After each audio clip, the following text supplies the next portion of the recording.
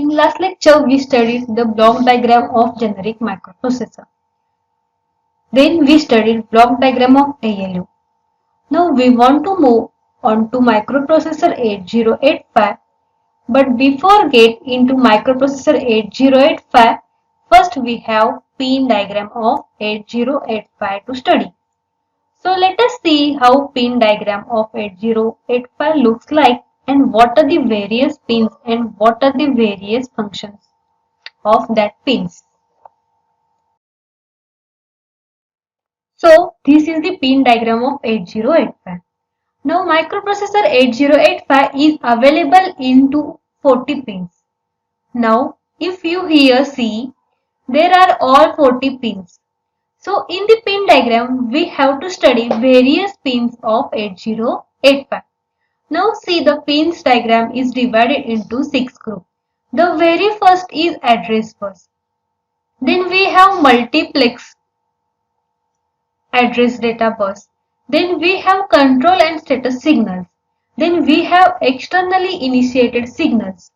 Then we have the power supply. And last is serial input output port. Now the first is address bus. What is address bus? That we have already studied.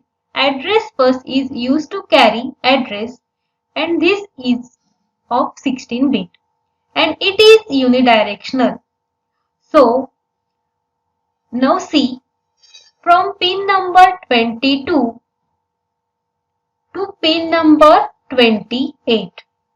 This is called as address bus. This address bus carried only the higher order bits. Higher order bits means from pin number 22 to pin number 28, we have only A9 to A15. So A9 to A15, this is called as higher order address bus. Now number 2 is called as multiplexed address data bus. AD0 to AD7 is called as multiplexed address data bus. Now why it is multiplex?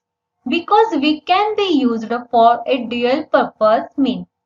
This particular part we can use as address bus as well as we can use as a data bus. During early part of the instruction, it is used as address bus. During the later part of instruction, it is used as a data bus. Now to differentiate it between, to know whether you are using address bus or you are using data bus from the multiplex bus, we have special pins called as ALE. Here is ALE. ALE stands for address latch enable and it is used to differentiate between the address bus and data bus. From that pin, we can determine whether multiplex bus is working as a address bus or whether it is working as a data bus. Now next is control and status signal. In the control and status signal, we have pins called as ALE, that is address latch enable. Then we have RD, read. Then we have WR, write. Then we have IO/M,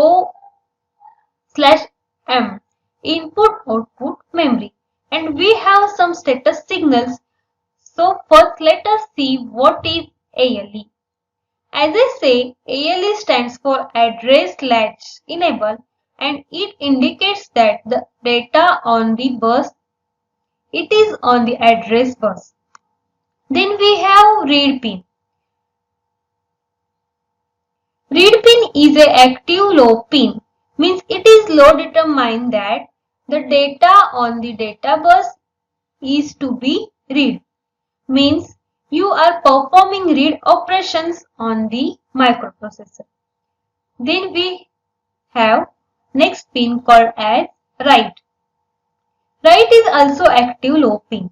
The active low pin also indicate that the data on the data bus is to be written. So read pin is to the read operation, whereas write pin is indicate write operations. So both the pins are active low pin. Then we have input output memory. Input output and memory is to differentiate between whether we are using input output device or whether we are using memory. Because microprocessor cannot work with input output or memory. So we need to understand microprocessor is working with the input output or memory. So as I said, memory is active low pin and input output is active high pin. It means what? If pin number 34 is high, so it means we are performing input output operation. If pin number 34 is low, it means we are performing memory operation. Now the next category is status signal. In the status signal, we have pin number 33 and pin number 29. Pin number 33 and pin number 29. Pin number 23 is called as S0, whereas pin number 29 is called as S0, whereas pin number 33 is called as S1. So these two are status signals. The status signals determine whether we are performing read operations or write operations onto memory or onto input-output device. So for this, we have the various combination of signal. If input-output signal is 0 and S1 is 0 and S0 is 1, it means microprocessor performing memory operation. If input output is 0, it means what we are performing memory operations, because is memory is active low pin since it has a bar on it. So if it is 0, means input output performing memory operations. But in the memory operation also we have to know whether you are performing write operation or read operation. So if S0 is 1, it means we are performing write operations. If S1 is 1, it means we are performing read operation. S1 is 1, it means we are performing memory read. And S0, if S0 is 1, it means we are performing memory write. Okay. If input output pin is 1, if input output pin is 1, then we performing operation. Again input output operation. If S0 is 1, it means we are performing input output write. And if S1 is 1, it means we are performing input output read. Now, if input output is 0 and S1 and S0 is 1, if they both are 1, it means performing opcode fetch. Opcode fetch operation. If all three are 1, then I have gotten some interrupt. If S1 and S0 is 0, it means we are performing halt operations. Now, next we have externally initiated signal. Now first we study about interrupt. That is we have to study about INTR, then we have RST 7.5, RST 6.5, RST 5.5 and trap. Now see the interrupt. Now next we have externally initiated signals. Now first we study about interrupt. That is, we have to study about INTR, RST 6.5, RST 5.5 and RST 7.5 and TRAP.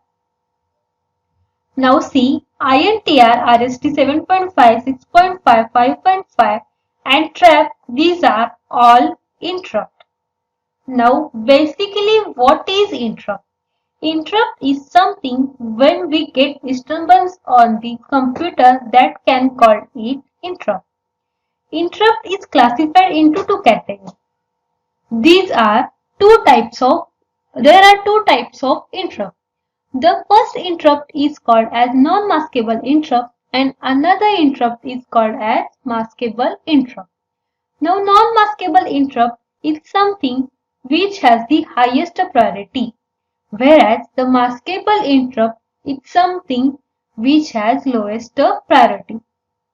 Now highest priority means you have to solve non-maskable interrupt immediately, whereas in the case of maskable interrupt, you can wait for some time to solve it. So that's why non-maskable interrupts have the higher priority and non-maskable interrupt cannot keep pending. Means if you are getting non-maskable interrupt, you have to resolve that interrupt immediately. Whereas in the maskable interrupt, it can be kept pending. Now trap. Trap interrupt. Now trap interrupts comes under category of non-maskable interrupt because it has the highest priority. Whereas RST series and INTR, they are maskable interrupt. They have the lower priority. So pin number 10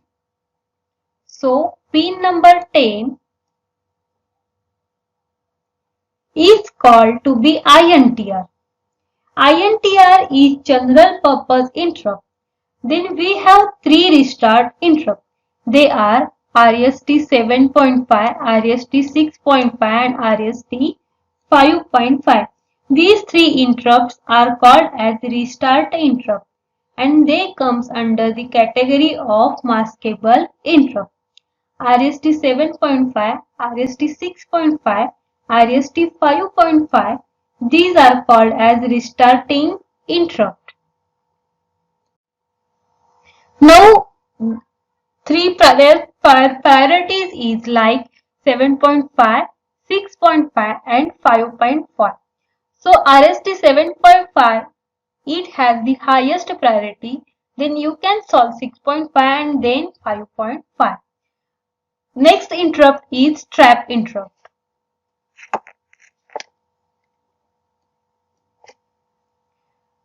Trap interrupt is non-maskable interrupt. So it has the highest priority. You have to solve that interrupt immediately. As soon as this interrupt comes, you have to get it resolved. So these pin number 6, pin number 7, pin number 8, pin number 9 and pin number 10. All these pins for interrupt. Next we have pin number 11. Is called as INTA. INTA it stands for interrupt acknowledge. Interrupt acknowledge means once your microprocessor receives an interrupt, microprocessor has to give an acknowledgement that we has received an interrupt. So for that we use pin number 11, INTA.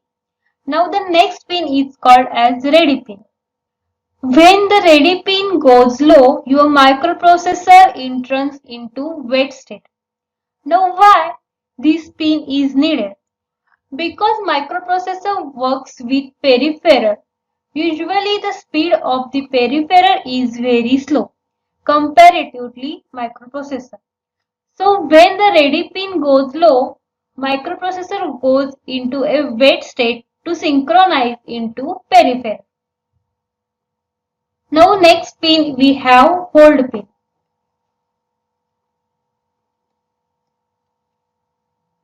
Hold pin is activated by external processor.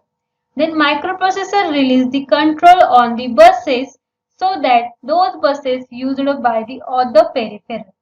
So hold is basically used to control on the buses. So next pin we have HLDA. HLDA means microprocessor gives an acknowledgement that has received a hold signal. Then we have pin called as reset in and reset out. In the reset in, the program counter sets to 0, whereas in the reset out, microprocessor gets reset. Then the next is called as serial input output port. In the serial input output ports, we have the two pins as SOD and SID. SID stands for serial input output data, whereas SOD stands for serial output data. So in the serial input data, single bit gets transmitted, whereas serial output data, it gets set and reset according to instruction. Next we have power supply. In the power supply we have VCC. VCC is always connected to the positive end. Then we have VSS. VSS always connected to a negative end. Then we have X1 and X2. X1 and X2. Crystal having frequency 6 MHz is connected to these two pins. And then we have the clock. Then clock is for used as a system clock. So this is all about pin diagram of 8085 microprocessor.